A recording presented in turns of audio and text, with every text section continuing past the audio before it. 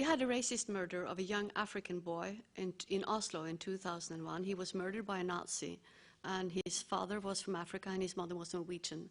And this caused a tremendous uproar. I think 200,000 people were out in the streets in that freezing January week afterwards. And this caused a very public, intense debate. And the Oslo campaign, the Oslo Extra Large, was a direct answer to this. And there was a policy imposed in 2001 containing Oslo initiatives like Oslo Week, Oslo Value Poster, Oslo Poster for Recruitment and Employment in the City, Oslo Charter in Business is the last one we made there. And Oslo has been, been supported very closely by the following mayors and the governing mayor.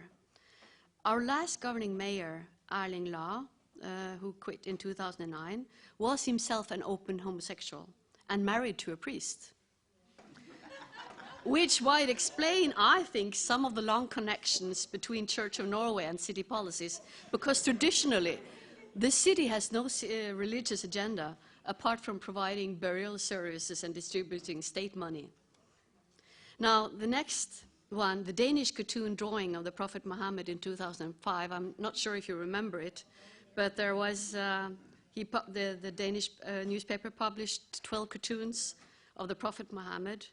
And I will not tell the Danish story, but they were also published in Norwegian newspapers.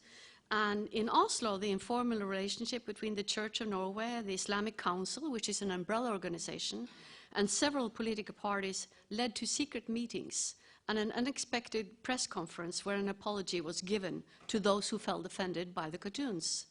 Now, almost 10 years later, you might think, is this the right conclusion? But the point of telling the story now is to demonstrate the effectiveness of the close relationships between civil and political parties.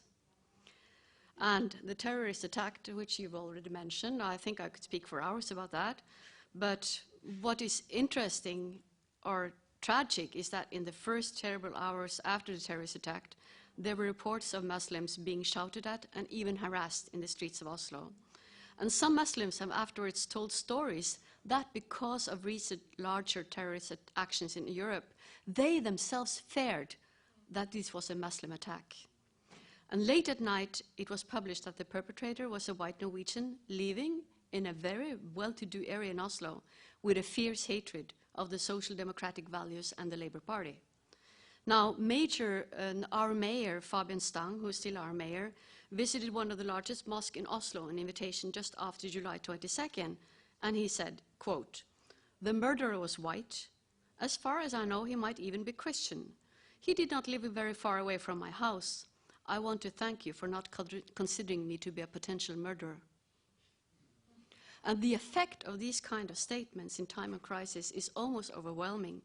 And from my own experience, words like these are really opening the healing process and also helping to penetrate and ventilate the shock when something extremely unexpected has happened. Our Prime Minister did the same thing, and our Crown Prince. And this brought on a general response just 2 days later when more than 200,000 people gathered in front of the City Hall carrying roses. And this happened again when the perpetrator stated he hated a very popular song which had been sung in kindergartens for ages. And spontaneously, some 50,000 people marched up to the courthouse singing that song during the trial, and the song was heard inside.